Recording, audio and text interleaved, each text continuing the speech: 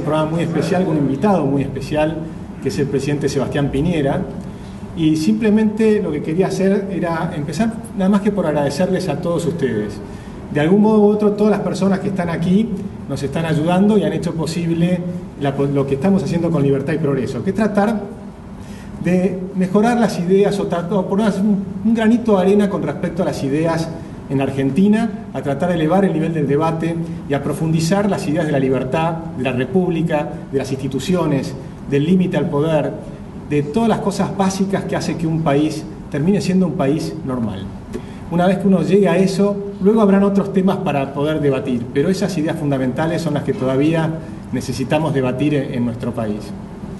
Dicho esto, muy especialmente quiero agradecer a la Fundación Naumann, que ahora le vamos a pedir unas breves palabras a Jörg Denner, y también a todos los empresarios que nos ayudan, que realmente el esfuerzo que uno hace para este tipo de organizaciones es fundamental, y no solo el esfuerzo a nivel financiero, sino muchas veces a nivel de ayudarnos en la elaboración de nuestras propuestas.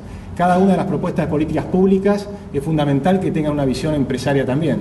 Y por supuesto, aquí hay varios de los representantes de los académicos que nos ayudan, muchos de ellos ad honorem, y que nos han permitido hacer propuestas en las más diversas áreas, hablando de justicia, de seguridad, de educación, propuestas en energía. Aquí estoy viendo algunos que han trabajado en energía. Realmente son muy diversas áreas y poder llevarlas a cabo solamente es posible con una enorme colaboración de todos ustedes. Así que muchas gracias. Y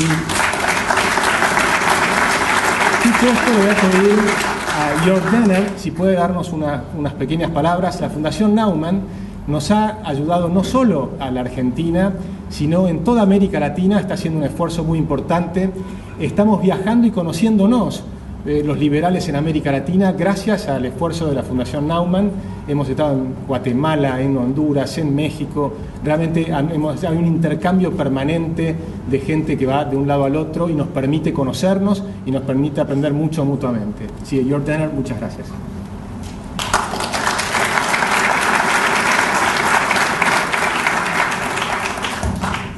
Señor Presidente, señoras y señoras, o señoras y señores, bienvenidos, y me gustaría darles la bienvenida en el nombre de Fundación Naumann. Hace exactamente un año que hemos celebrado el 30 aniversario de la Fundación Friedrich Naumann, y hoy tenemos otra razón muy bien para celebrar el tercer aniversario de nuestro partner Libertad y Progreso. Estoy en Argentina ahora un poquito más de 2 años, entonces trabajo con Libertad y Progreso desde el principio. Y la Fundación Friedrich Naumann, nuestro trabajo, nuestro éxito, depende mucho de nuestros partners.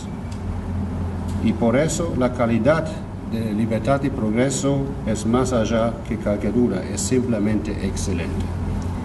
Nuestro partner, Libertad y Progreso, tiene un respeto muy alto en Argentina, y no solamente entre nuestros liberales, también entre las filosofías políticas otros.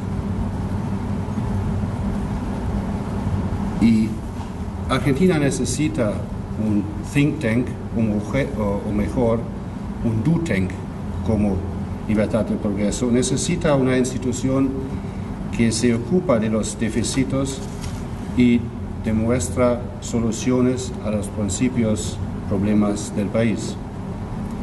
Libertad y Progreso, como Agustín dijo, es también un miembro muy valioso de nuestra red regional, RELIAL. Y Libertad y Progreso tiene un respeto altísimo con sus vídeos de los problemas en Argentina, corrupción, inflación y otros. Y mucha gente en toda la América Latina ven los vídeos. Por este trabajo, por este éxito, me gustaría felicitar a nuestro partner Libertad y Progreso. Pero por favor, señoras y señores, permítanme unas palabras muy personales. Como les dije, la Fundación Friedrich Naumann depende mucho de sus partners, pero nuestro trabajo con Libertad y Progreso es muy especial. Hacemos mucho con Libertad y Progreso, y mi equipo tiene una relación excelente con el equipo de Libertad y Progreso. Ellos son más amigos que partners. Y yo personalmente, cuando necesito ayuda, soporte, o una opinión o una evaluación de un problema acá, siempre conozco que puedo preguntar a mis amigos de Libertad y Progreso. Todo el equipo de Libertad y Progreso es perfecto, realmente todo. Pero con Aldo y Manuel, y especialmente con Agustín y Candelaria, yo tengo, y mi equipo también tengo, una relación muy cerca, basada de confianza y honestidad. Por eso, muchas gracias por 3 años de colaboración excelente, ayuda y soporte. Felicitaciones y buen suerte en el futuro. Gracias.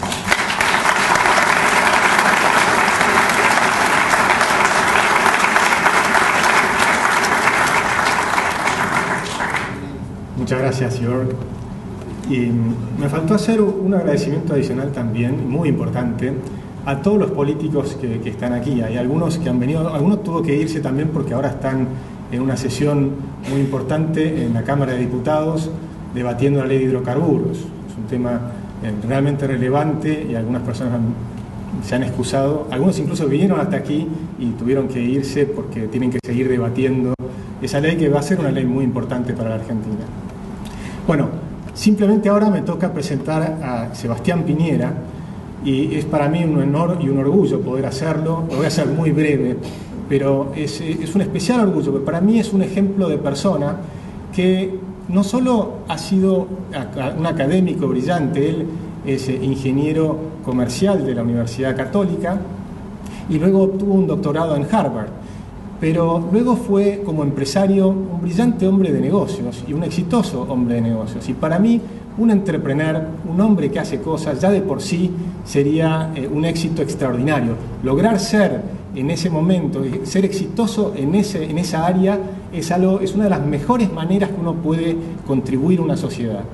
Pero no se quedó solo allí, sino que tomó una decisión muy importante, que es la del compromiso político. Y yo creo que todos los empresarios, de un modo u otro, tienen que tener un compromiso político. En el caso de Sebastián Piñera lo llevó hasta el extremo de dedicarse a la política y llegar a ser presidente, y además cortar una racha de 20 años de partidos socialistas. Así que creo que fue algo interesante y fundamental. Creo que tiene mucho para enseñarnos. Me parece que Chile, como Alberti la saludó alguna vez y dijo, es la excepción de América Latina. Y Chile realmente ha marcado en estos últimos 30 años una tendencia completamente diferente a la nuestra y un éxito notable, y creo que tenemos que mirar allende la cordillera para encontrar un montón de ejemplos en todas las áreas que nos permitirían mejorar mucho nuestro país. Me parece que el ejemplo de Chile para América Latina, su apertura al mundo, lo que ha logrado incluso el presidente Piñera, la apertura o la fundación de la Alianza del Pacífico, es extraordinaria. Pero también es extraordinario que, por lo menos para la Argentina, es un hecho que es un ejemplo muy fuerte, que la presidencia Bachelet ha dicho recientemente que la política de la Alianza del Pacífico, estar en la Alianza del Pacífico, es un éxito notable y hay que mantenerla. Lo cual me parece que es importante que haya de los distintos partidos, por lo menos algunas ideas, lograr mantenerlas como políticas de Estado. Y las políticas de Estado se transforman cuando los partidos mantienen líneas directas hacia un lugar común, más allá de las diferencias que podemos tener en otras áreas. No digo ni una palabra más. Muchas gracias, señor presidente. El estrado es suyo.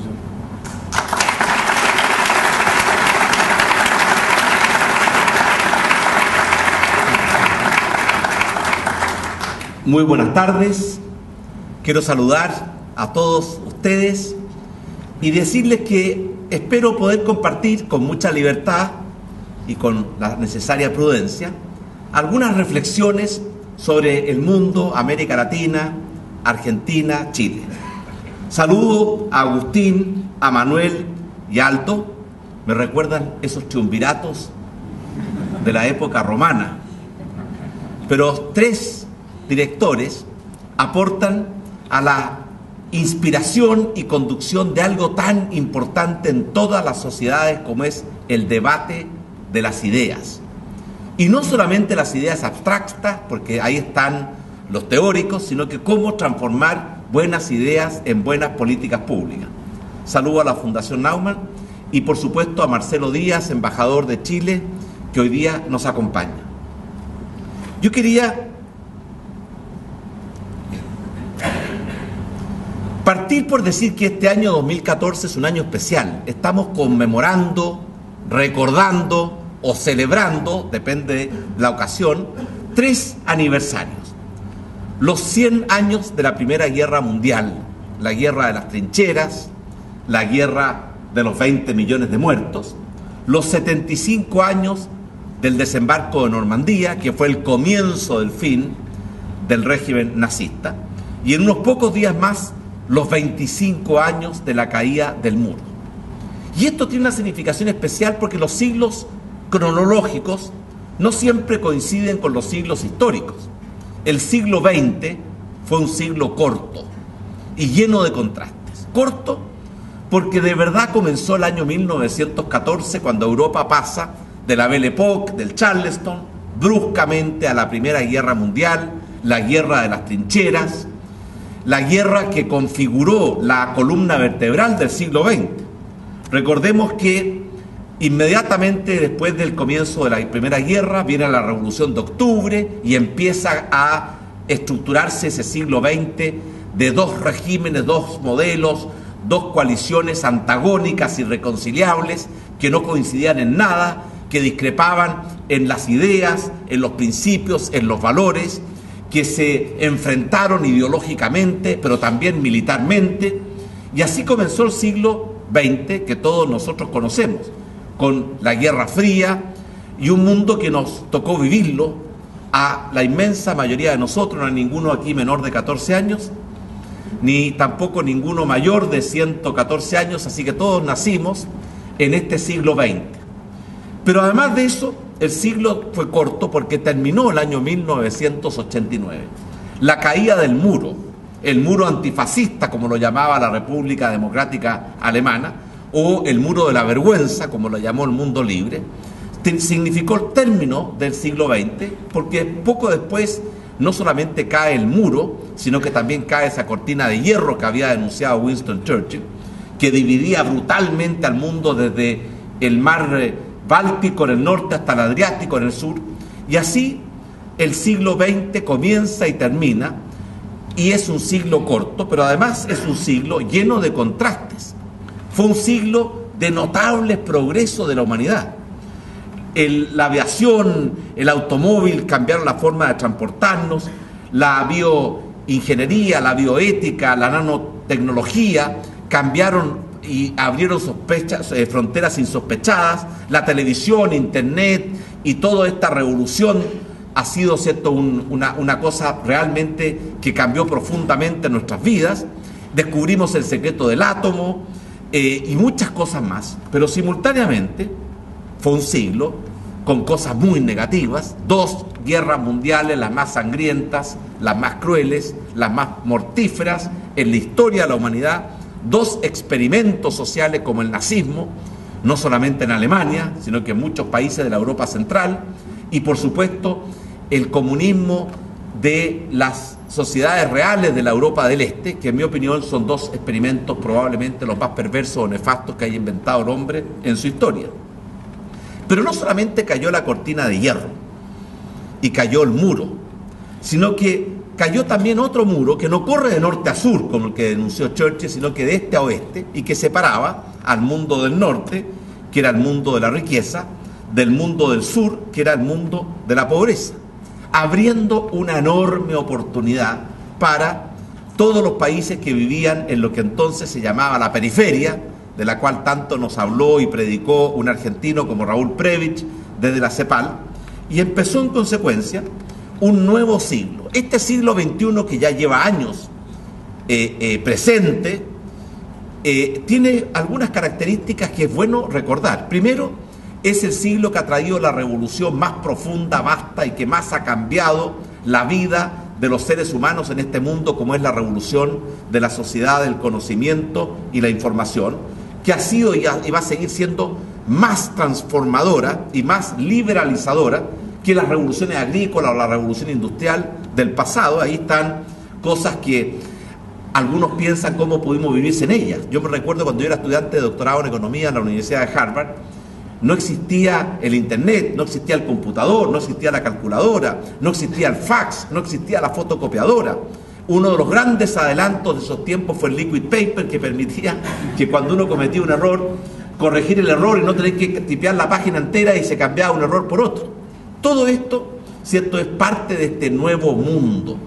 Pero además de eso, es un mundo integrado, globalizado. Ahí está el famoso ensayo de la aldea global. Vean ustedes que el comercio mundial, las exportaciones en este caso, el año 1950 alcanzaba solo a 60 billones de dólares, que son hoy día más o menos un poco cerca de lo que son las exportaciones argentinas. Mire cómo ha ido creciendo el comercio internacional, cómo se ha ido integrando el mundo, y en los últimos 13 años el comercio mundial se ha triplicado. Y por tanto es un mundo globalizado, es un mundo cada día más integrado. Hay países que se han integrado con más fuerza o tal vez con más entusiasmo, otros tienen más resistencia, pero este fenómeno está aquí y está aquí para quedarse. Y con nuevos actores. Vean ustedes las exportaciones, que han empezado a aparecer nuevos actores como China e India, que cada día representan un porcentaje mayor de esta nueva economía y de este nuevo comercio internacional. Ahora, se está produciendo una migración del centro político y económico desde el Mediterráneo, como lo fue en alguna época el Mare Nostrum de los romanos, hacia el Pacífico, pasando entre medio por el predominio del Atlántico, que fue el océano del siglo pasado.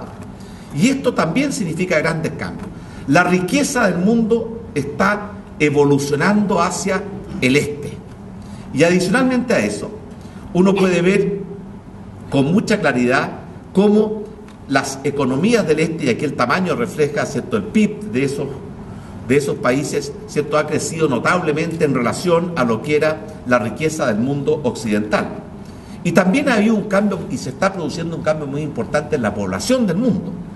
Por ejemplo, Asia y África, que representaban hace solo 40 años atrás el 60% de la población, se estima que van a representar más del 80% de la población, porque están experimentándose crecimientos demográficos de ritmos y velocidades muy distintas en que Europa y América Latina y Estados Unidos, ¿cierto?, frenan su tasa de crecimiento de la población, mientras África y Asia la mantienen. Y hay una cosa también que hay que mirar.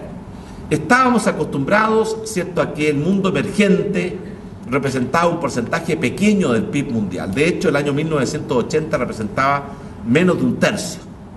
Eso cambió. El año pasado el mundo emergente representó más del 50% del PIB mundial, y en consecuencia el mundo desarrollado representa menos de la mitad del PIB mundial. Ese es un cambio que ha ocurrido, va a seguir ocurriendo y que tiene enormes consecuencias para la manera en que tenemos que enfrentar el futuro.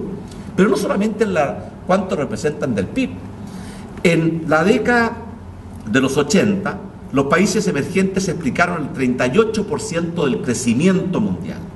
En los últimos 3 años, los países emergentes representan más del 90% del crecimiento mundial. Y eso está produciendo un cambio, un rebalanceo desde el punto de vista económico y también desde el punto de vista político del mundo en que vivimos.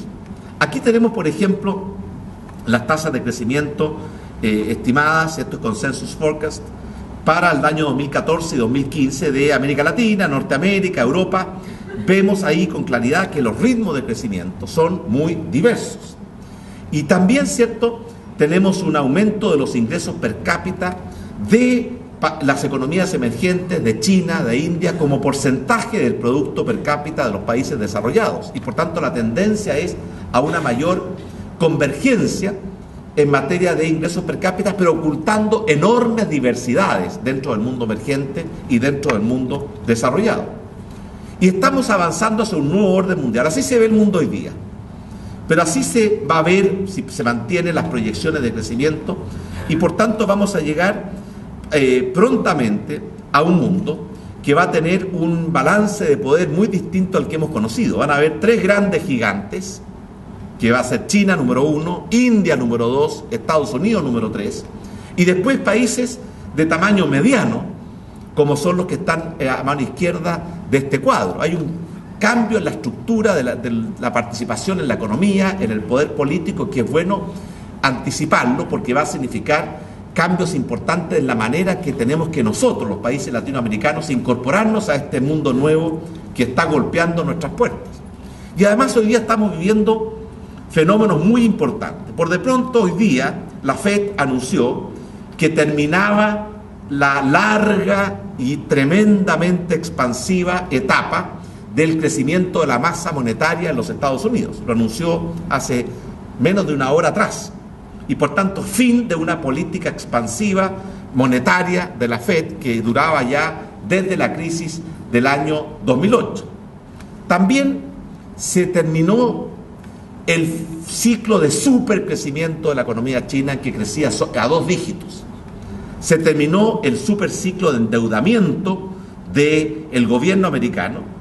Yo pienso que terminó la crisis del euro, ya no está en duda la sobrevivencia del euro ni de la Unión Europea. Por supuesto que hay muchos problemas económicos, estancamiento, inestabilidad, y también terminó un ciclo de superprecio de los commodities que, bueno, Argentina lo conoció la década pasada, ¿cierto?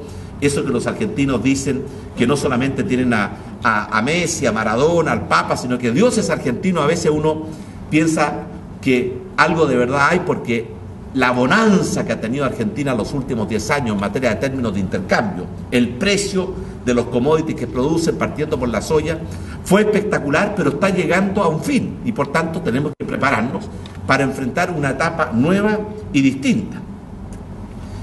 Esto va a significar, ¿cierto?, que van a subir las tasas de interés en Estados Unidos. De hecho, hoy día ya subieron significativamente por el solo anuncio de la FED, que el dólar se ha fortalecido y probablemente va a seguir fortaleciéndose, que va a haber una mayor debilidad en los precios de los commodities, que vamos a tener bajos precios, ¿cierto?, particularmente los metales básicos, que están siendo afectados no solamente por el ciclo general, sino que por una sobreoferta. Y todo eso es parte de lo que América Latina tiene que tener en su radar para enfrentar los desafíos que vienen. América Latina ha sido siempre el continente de la esperanza, lo ha tenido todo. Un territorio vasto, grande, generoso. Cuando hablamos de Argentina, ¿cierto?, creo que no hay para qué dar ningún ejemplo de cómo eso se dio en forma muy especial en Argentina. Recursos naturales abundantes, múltiples. No hemos tenido las 2 guerras mundiales que dividieron y destruyeron a Europa. No hemos tenido los conflictos religiosos que han afectado a parte del mundo, en que se matan en nombre del mismo Dios, los irlandeses en nombre del Dios cristiano, los chiitas y los sunitas en nombre del Dios, ¿cierto?, Alá. Tampoco los conflictos raciales que cruzaron a muchos países en África. Y sin embargo, a pesar de todo este viento favorable, América Latina no ha estado a la altura ni de sus expectativas, ni de sus potencialidades, ni de sus responsabilidades. Ahora, aquí vemos cómo, mientras muchos países en el mundo crecían y con fuerza, fíjense aquí un cuadro que parte del año 1900, y vemos cómo Estados Unidos, Europa y también países subdesarrollados en esa época como Corea del Norte lograron crecer con mucha fuerza, y América Latina simplemente se quedó rezagada. Y no solamente rezagada, sino que con desempeños muy diferentes al interior de esos países. Estamos viendo aquí lo que ha pasado, ¿cierto?, con otra variable, que es la esperanza de vida, ¿cierto?, en que todos los países han logrado en esta materia progresos importantes, pero que América Latina no ha estado a la misma velocidad y ritmo, y esta es una manera de medir un indicador de calidad de vida. La tasa de natalidad está cayendo en el mundo entero, pero con mucho más fuerza en los países desarrollados que, ¿cierto?, en África y los países asiáticos, particularmente China, a pesar de la política de un hijo por familia, lo cual explica por qué Asia y África van a representar 4 de cada 5 habitantes del mundo, en un futuro bastante cercano. Ahora miremos América Latina. América Latina la podemos mirar de muchas formas. Esto es el mapa de América Latina. Fíjense ustedes que la línea del Ecuador, y ustedes la pueden identificar ahí, no está en la mitad, como debería estar. 2/3 de este mapa es el hemisferio norte, 1/3 es el hemisferio sur, porque este mapa lo hicieron los del hemisferio norte. Ustedes saben que hay más tierra. ¿Dónde creen ustedes que hay más tierra? ¿En el hemisferio norte o en el hemisferio sur? No, en el hemisferio sur hay el doble de tierra que en el hemisferio norte. Lo que pasa es que estamos tan acostumbrados a estos mapas de proyección Mercator que tendemos a pensar que no es así, porque el continente más grande del mundo es la Antártica, que es un continente. No son hielos flotantes como el Ártico, sino que es un continente con tierra. Pero miremos América Latina desde otros puntos de vista. Así se vería América Latina desde el punto de vista de la población. Así se vería desde el punto de vista del gasto militar. Así se vería desde el punto de vista de la emisión de CO2 y todo el fenómeno del calentamiento global. Ahí vemos quiénes son los grandes contribuidores a los gases de efecto invernadero. Pero así se vería América Latina en materia de recursos forestales. Y así se vería América Latina en materia de recursos hídricos, que pasa a ser, ¿cierto?, lejos, ¿cierto?, el continente con mayor reservas de agua dulce del mundo. Entonces, América Latina la podemos ver de formas distintas. Ahora, estamos viviendo un renacimiento de América Latina, como lo planteó con tanta fuerza el Economist. Esta es una portada del Economist que habla de que se acabó esto del patio trasero y que viene un renacimiento y un resurgimiento de América Latina, y pone el mapa, ¿cierto?, en la forma en que aquí está para tratar de ilustrar. ¿Ha sido así? ¿Es cierto que se está produciendo un renacimiento? Bueno, lo cierto es que hay un desempeño muy dispar al interior de América Latina. Aquí tenemos los países donde estaban en el año 1980 en base 100. Y vemos cómo lo que en ese minuto, ¿cierto?, era a partir de una base 100, se ha producido que algunos países han logrado en los últimos 30 años, ¿cierto?, un crecimiento y un desarrollo muy fuerte, y otros países, probablemente los más ricos en términos de recursos, como es el caso de Venezuela y como es el caso de Argentina, han perdido posición relativa. Estas son cifras, ¿cierto?, del Fondo Monetario Internacional, y el año 2014 y 2015 agregamos la cifra del Consensus Forecast, que es lo que utilizan todos los analistas para tener una proyección consensuada. Y en América Latina hay 3 modelos, visiones, proyectos. Obviamente que estamos simplificando porque la realidad es siempre más compleja, pero está por una parte los países del ALBA, y todos sabemos qué modelo están persiguiendo los países del ALBA: Cuba, Venezuela, Nicaragua. Qué modelo político, qué modelo económico, qué relación con este mundo globalizado. Y ese es un modelo. Otro modelo es lo que están siguiendo los países del Mercosur: Argentina, Brasil, se incorporó recientemente Venezuela, que pertenece a ambos bloques. Y está por otra parte lo que representa la Alianza del Pacífico: 4 países con costas hacia el Pacífico: México, Colombia, Perú y Chile, que han seguido un modelo que yo creo, ¿cierto?, que manteniendo por supuesto los cuidados de no generalizar, es un modelo distinto a los 2 anteriores. Y aquí vemos que la Alianza del Pacífico, que se formó hace solo 2 años atrás, unida, representaría la 8ª economía más grande del mundo, más de 200 millones de habitantes, representa un 36% del PIB de la región, 50% del comercio internacional de la región, y es un modelo que ha mostrado en poco tiempo resultados importantes. Aquí tenemos, por ejemplo, tendencias de crecimiento, y hemos puesto los distintos países y tratado de ver si hay algunas agrupaciones o tendencias que permitan diferenciar el crecimiento de la Alianza del Pacífico versus crecimiento del Mercosur. Estas son cifras, ¿cierto?, que yo creo que hablan con mucha fuerza y elocuencia. Aquí están tendencias de inflación, que también refleja algo de los modelos que se están impulsando en ambos países. Aquí tenemos tendencias de inversión. Vemos, ¿cierto?, que hay modelos distintos, visiones distintas. En el caso de la Alianza del Pacífico, no es solamente una coincidencia geográfica. La formación de la Alianza del Pacífico obedece, en cierta forma, a una frustración por los intentos de integración que habían habido en América Latina. Muchos intentos, muchas organizaciones, muchos proyectos, la ALADI, el Pacto Andino, el CAN, ¿cierto?, el Mercosur, UNASUR, pero que realmente no habían logrado, y esto se refleja con los bajos comercios o volúmenes de comercio dentro de la región.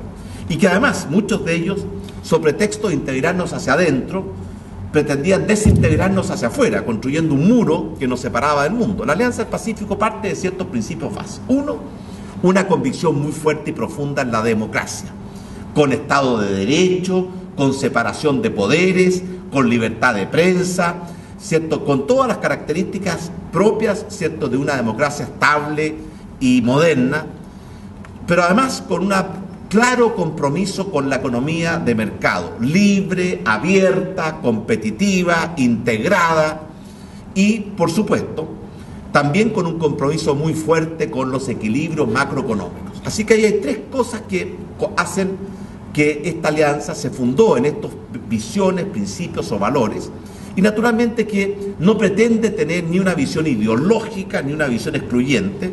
Por eso es una alianza que busca una integración profunda y amplia, pero que no pretende ser una alianza excluyente. Profunda porque va mucho más allá de simplemente liberalizar los mercados de bienes y servicios. De hecho, ya lo hicimos. Hoy día, a 2 años de existencia, más del 92% del comercio dentro de la Alianza del Pacífico no tiene ningún arancel. Pero además, hemos eliminado prácticamente todas las prácticas de barreras no arancelarias, uniformando procedimientos, uniformando criterios para que realmente se produzca esa integración. También se han integrado los mercados de capitales y fluyen libremente los capitales entre los países. Hemos uniformado una enorme cantidad de reglas, procedimientos y hemos avanzado sustancialmente hacia decretar el libre movimiento de personas al interior de la alianza y proyectarnos en conjunto hacia el mundo globalizado, particularmente el Asia-Pacífico. En estos 2 años hemos abierto muchas embajadas conjuntas los 4 países, oficinas de promoción de exportaciones o comerciales de los 4 países. Aquí tenemos algunos indicadores de América Latina. Hemos recogido, ¿cierto?, los que son los más conocidos y los más divulgados. El primero, ¿cierto?, es el índice de competitividad, que lo hace el Heritage Foundation.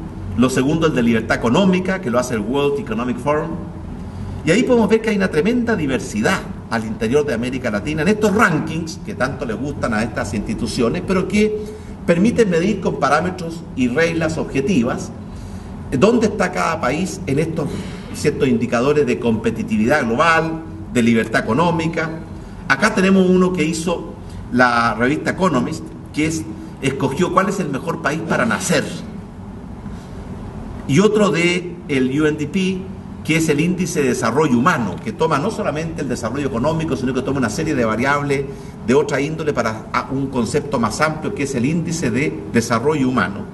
Y ahí están los países, ¿cierto?, con sus respectivas posiciones relativas al interior de este indicador. Aquí tenemos un índice de percepción de corrupción que hace Transparency International y un índice mundial de innovación que lo elabora Cornell University, y que ven ustedes que la disparidad entre los países, ¿cierto?, es muy grande. Hemos tratado de destacar ahí la posición relativa de Argentina, ¿cierto?, que está encuadrada en esas líneas punteadas rojas, para ver dónde se ubica Argentina hoy día en estos índices internacionales que comparan a los distintos países con respecto a distintos criterios. Acá están los mejores países para hacer negocios. Y acaba de haber una corrección en esto, debo ser, ¿cierto?, que salió ayer, ¿cierto?, un nuevo indicador, y este cuadro está algo desactualizado, porque hubo un progreso importante de Colombia y México, ¿cierto?, en este indicador de los mejores países para hacer negocios. Este es el indicador del 2003, ya conocimos antes de ayer el indicador del 2014. Ahora, una palabra breve respecto de Chile. Chile fue la colonia más pobre de América Latina.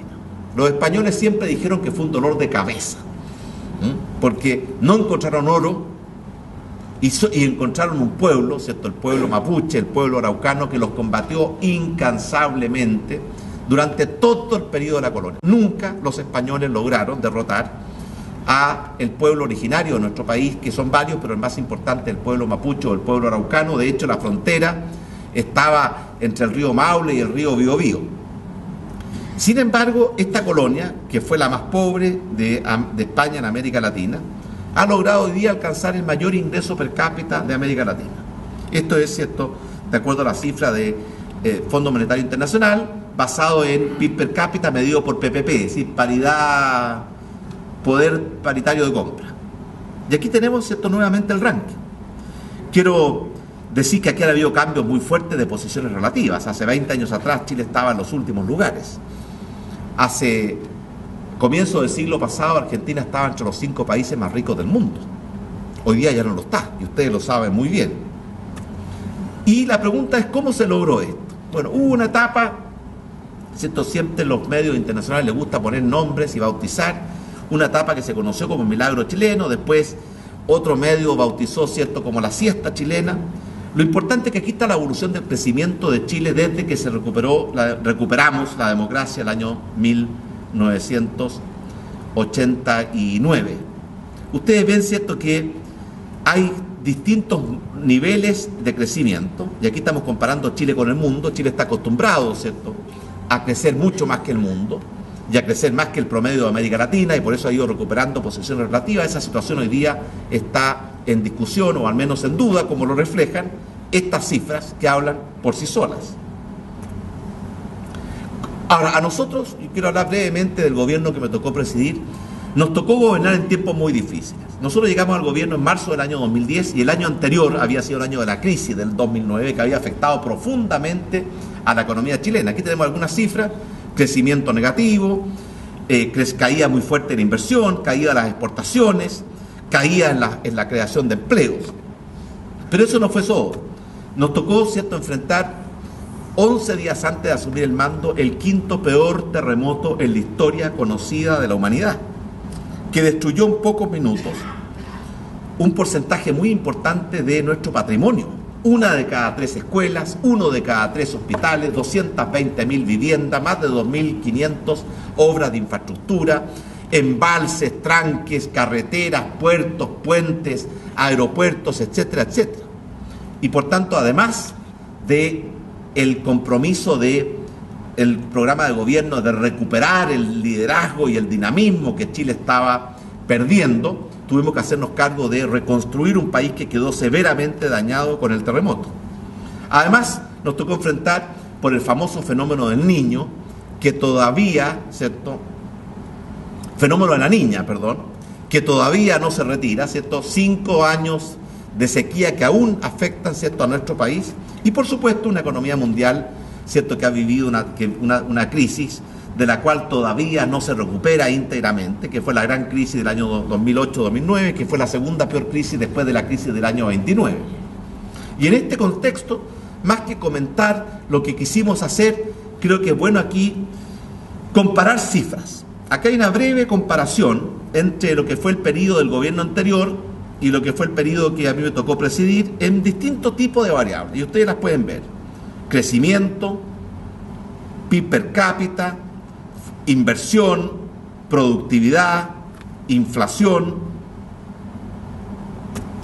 exportaciones.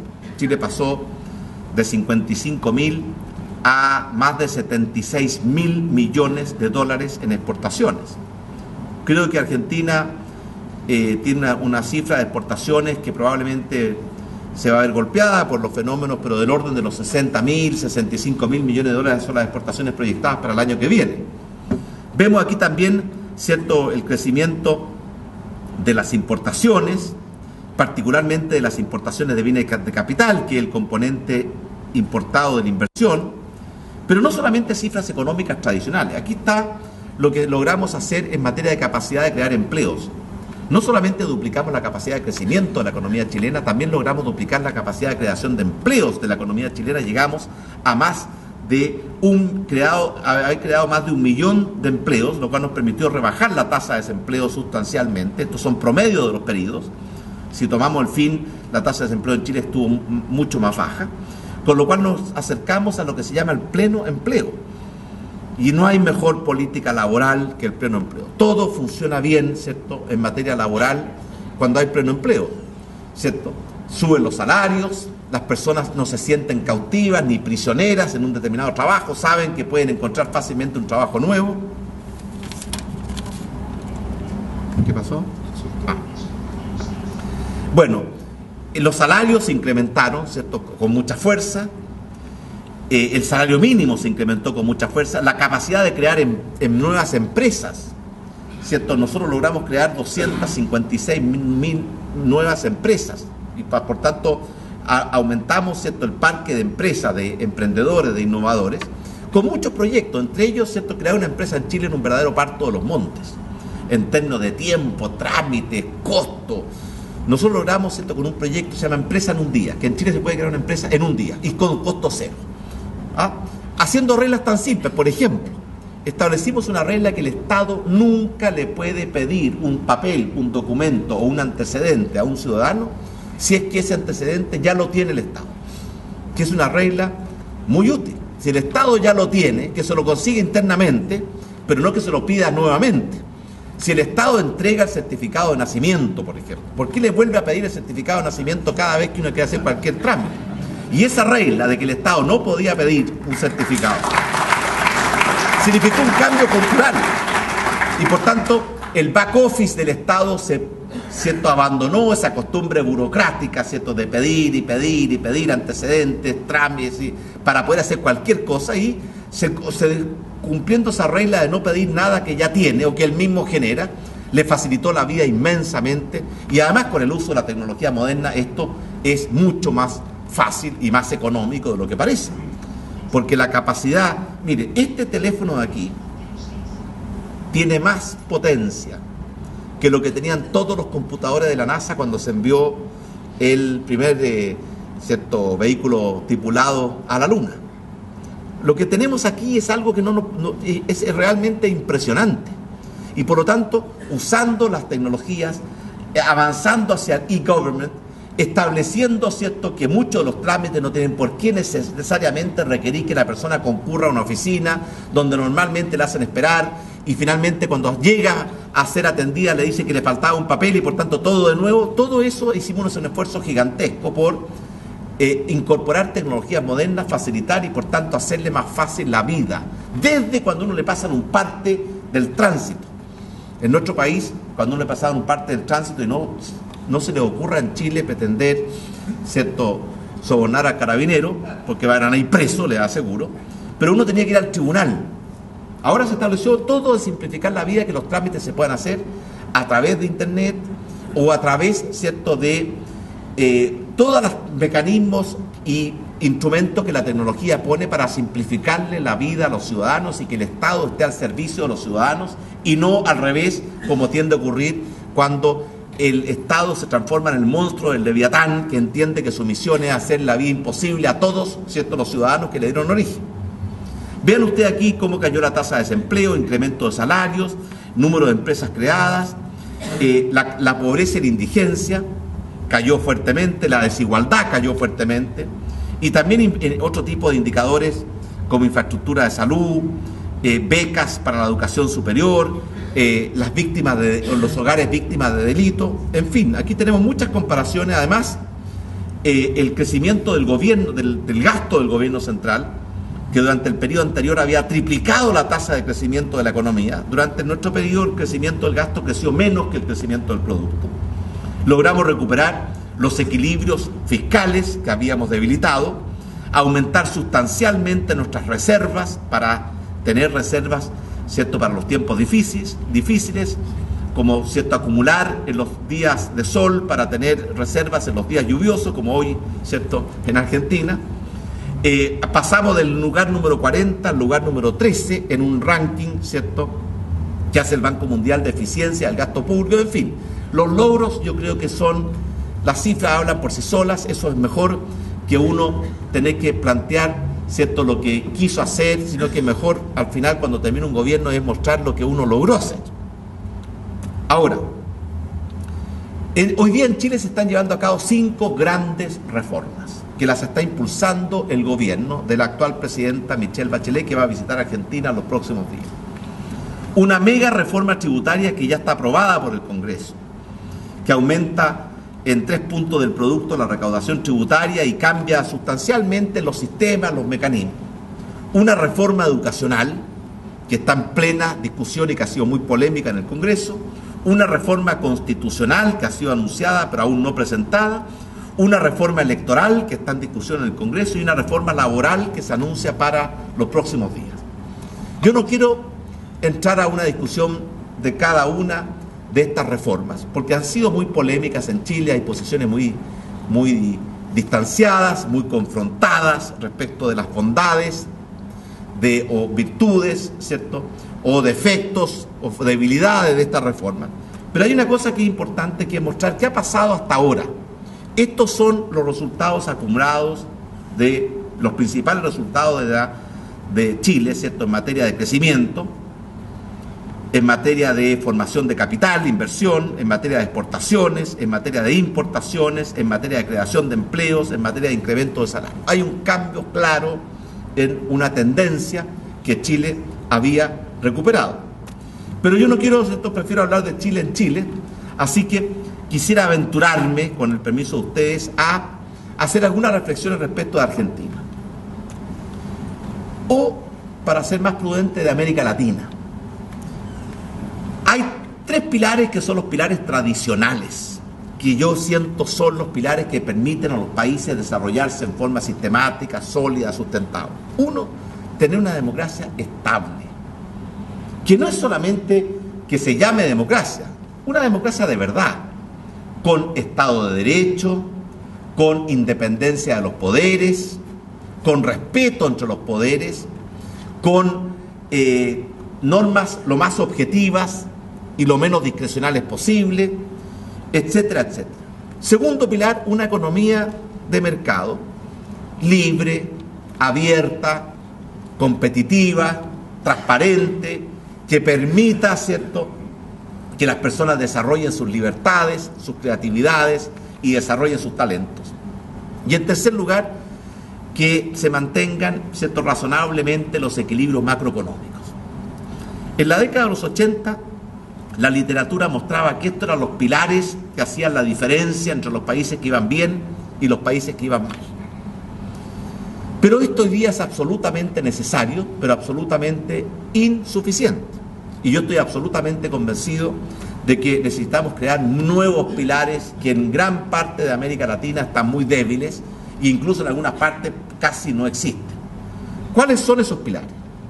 En primer lugar, yo creo que hay que desatar las fuerzas de la libertad, de la creatividad, fomentar y no asfixiar, promover y no restringir la capacidad de innovar, la capacidad de emprender de la sociedad civil y de las organizaciones de la sociedad civil.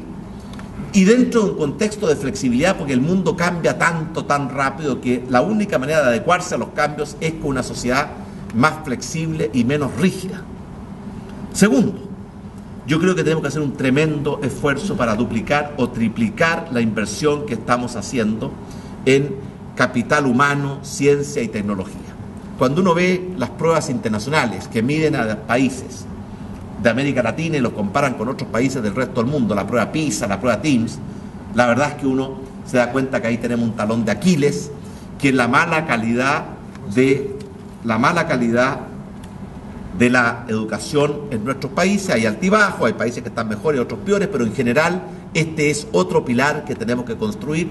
En la sociedad del conocimiento y la información no vamos a jugar un rol estelar si tenemos, ¿cierto?, los malos niveles de educación que caracterizan a gran parte de América Latina. Sabemos que una buena educación abre un mundo de oportunidades y una mala educación muchas veces un mundo de frustraciones. América Latina invierte menos del 0,5% del producto en ciencia y tecnología. Los países que han logrado avanzar a velocidades, ¿cierto?, muy por encima del resto, invierten 3% de su producto en ciencia y tecnología para poder aprovechar esta revolución que se está produciendo en la sociedad mundial. Ahí también tenemos un segundo pilar que a fortalecer y a robustecer en todos los países de América Latina. Tercero, América Latina es un continente con demasiada pobreza para su nivel de desarrollo y con demasiada desigualdad, particularmente de oportunidades. Y por tanto, tener conciencia que derrotar la pobreza y crear mayor igualdad de oportunidades es otro pilar que va a fortalecer el potencial de nuestro continente para alcanzar el desarrollo e integrarse al primer mundo.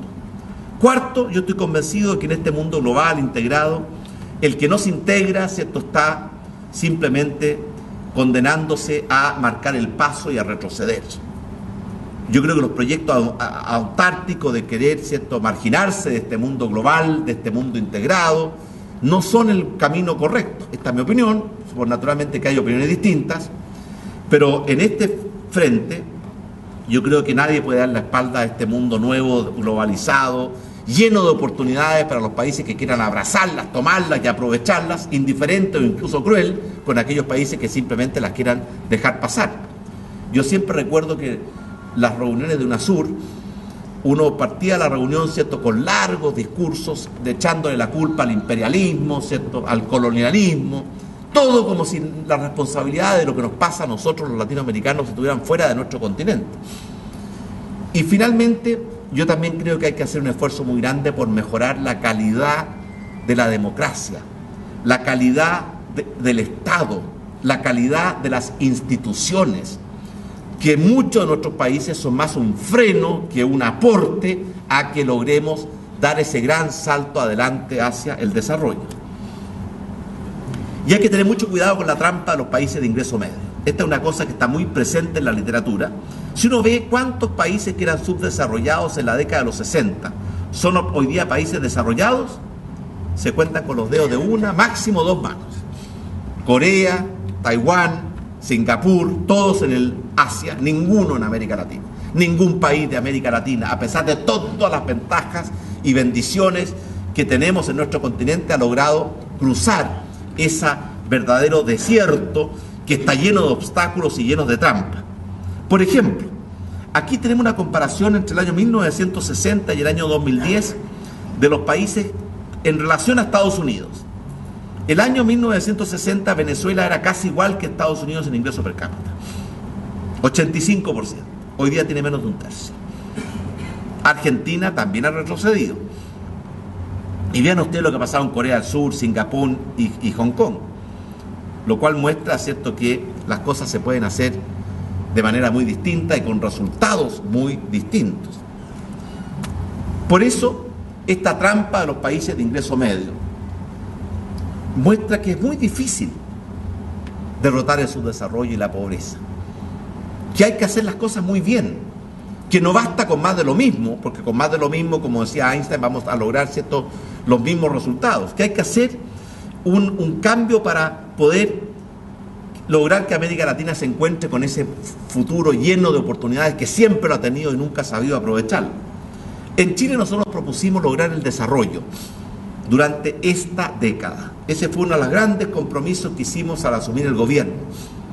Hoy día Chile tiene un ingreso per cápita el año pasado de $22.500. El umbral que separa a los países desarrollados de los en desarrollo, de acuerdo al Banco Mundial, son 25.000, y por tanto, si Chile mantiene el crecimiento promedio que tuvimos durante el gobierno anterior, vamos a alcanzar esa meta a la vuelta de la esquina, como decía un presidente americano después de Roosevelt, que la prosperidad está a la vuelta de la esquina, creo que fue Truman. Pero si volvemos a ritmos de crecimiento, ¿cierto?, más bajo, por ejemplo, si caemos al 2%, que es lo que estamos creciendo hoy día, bueno, esa meta empieza a alejarse. Y por lo tanto, hay países, y también aquí tengo el mismo cálculo para Argentina. Argentina también podría alcanzar el desarrollo, si es que avanza, si es que recupera su capacidad de crecer, si es que recupera, ¿cierto?, la calidad, ¿cierto?, de sus instituciones, si es que logra recuperar los niveles de inversión, de innovación, de emprendimiento. Luego, no es una tarea, ¿cierto?, que esté lejos del alcance ni que sea un proyecto para las futuras generaciones. Es un proyecto para nosotros si somos capaces de hacerlo. Yo quisiera terminar estas palabras diciendo que el desarrollo de un país es como una aposta. Cada gobierno debe hacer un aporte para que el próximo gobierno tome el bastón y continúe con esa carrera y no pretender como ha sido la tónica de tantos países en América Latina durante muchas épocas, de que cada gobierno cree que parte de cero y quiere refundar el país desde cero. Por eso es bueno el ejemplo de Jamaica. Jamaica es un país de 2 millones de habitantes que en las últimas Olimpiadas en Londres ganó todas las postas, la 4x100 de hombres, la 4x400 de hombres, y creo que también ganó las 2 postas de mujeres. Y ese es un buen ejemplo de cómo, con colaboración al interior de los países,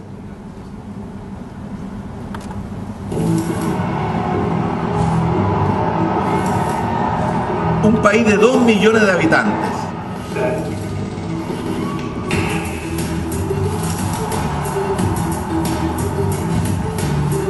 bueno, esta posta termina, ¿cierto?, con uno de los, el hombre más rápido en la historia de la humanidad, que es Usain Bolt, que lo vamos a ver próximamente.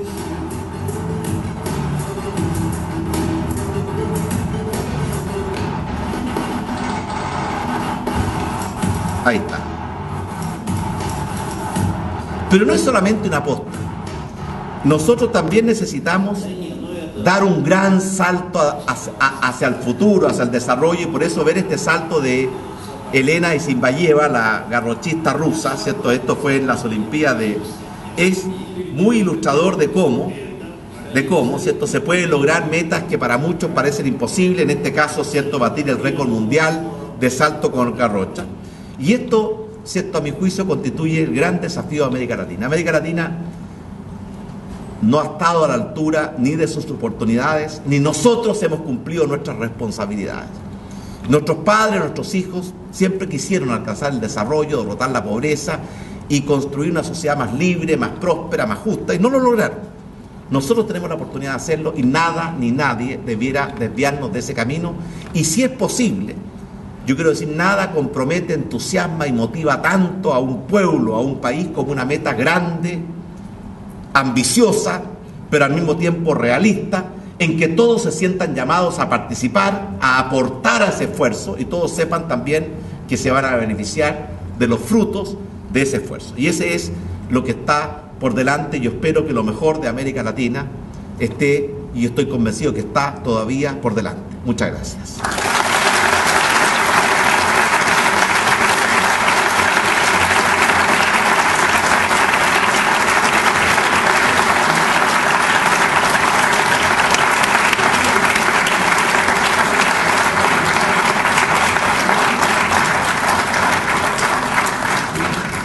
Felicitamos al presidente Piñera por su enorme capacidad docente, pero sobre todo por sus ideas y su testimonio.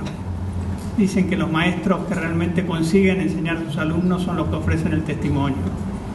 Y Chile lo ha ofrecido. Chile ha hecho lo suyo. Chile es algo especial en América Latina. Creo que para nosotros es sumamente útil que esto se exprese acá, sobre todo por una persona que ha sido responsable de conducir ese país durante años exitosos, en un marco internacional muy dificultoso. Esto hace al mérito del presidente Piñera. Le agradecemos enormemente su generosidad para estar hoy con nosotros acá. Les pido a todos ustedes un aplauso nuevamente.